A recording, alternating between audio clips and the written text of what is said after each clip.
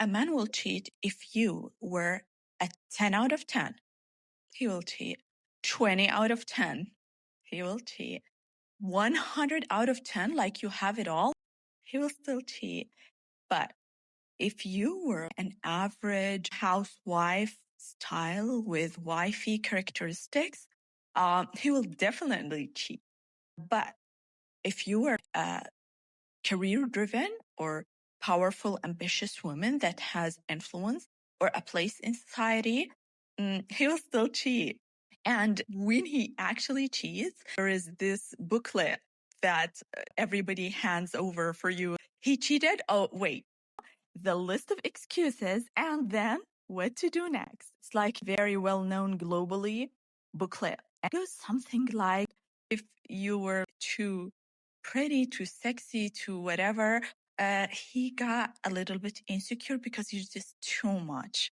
Or maybe if you were like emotionally intelligent and asked him for connection and well, he felt pressured. So, it's like, but it's a valid excuse. Like, you can't get mad at that because it means that you have some quality that made him feel insecure. So you just, okay. So if you were an average housewife, wifey material, you let yourself go. So, I mean, he had to. He's a man after all. He has needs. Okay. And then I'm not going to just, go a lot into that because it might get ugly. But if you're like career driven, you got too busy. You neglected him. You emasculated him. I mean, don't be so harsh on him. Okay. Then they tell you what to do.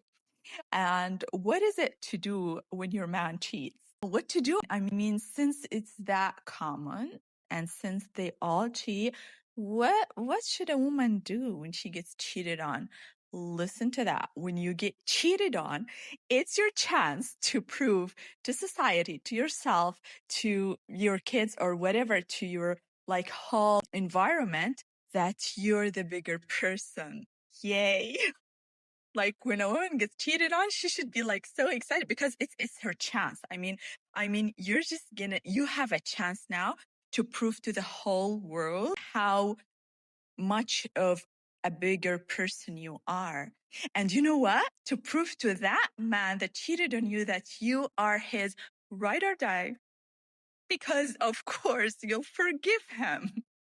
And better, you will just act as if you don't know. If you found out, just, you know what? The best thing to do, like, if you could do it, like, that would be the best, like, the smartest women act dumb.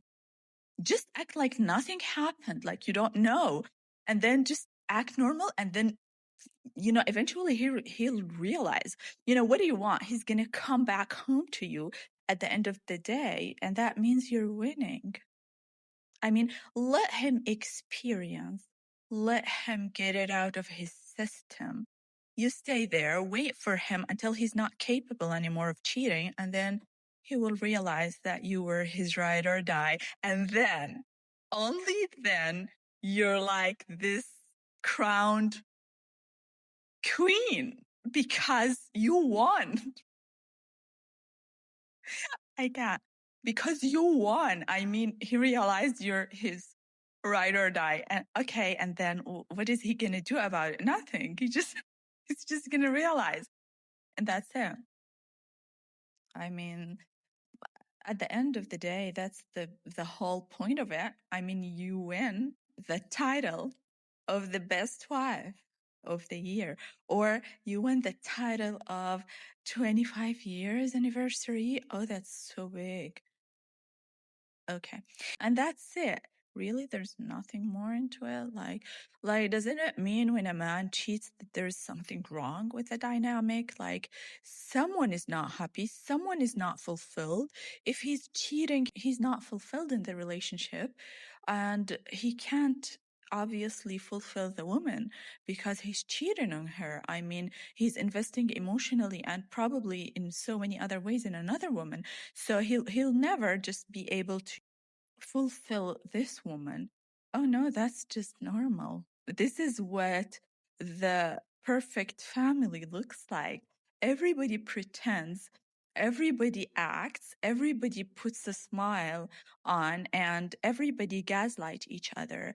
And we just pretend and we put on a performance every once in a while of a very happy and beautiful family. And that's it. This is how things work.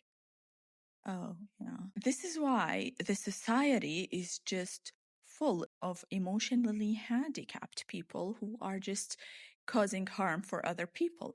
That is why teenagers are mostly violent or addicted somehow, crime, addiction, depression, isolation. Why?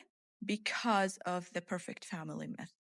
Because the building block of the society, which is the family, is cracked. And when the building blocks are all cracked, the society collapses, which is what's happening now.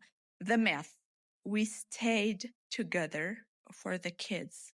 The translation, we chose performance over protection, performance over reality, performance over accountability.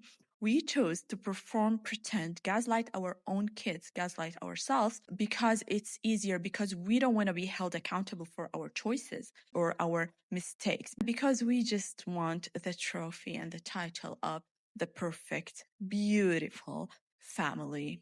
With that being said, we should shine a very bright light. The family, the building block of the society, couldn't give that child the unconditional love they need. Why? Because he was raised by a broken mother that does not have the capability to love, because she's so emotionally drained, emotionally neglected. She has shut down her emotions. She can't handle emotions anymore.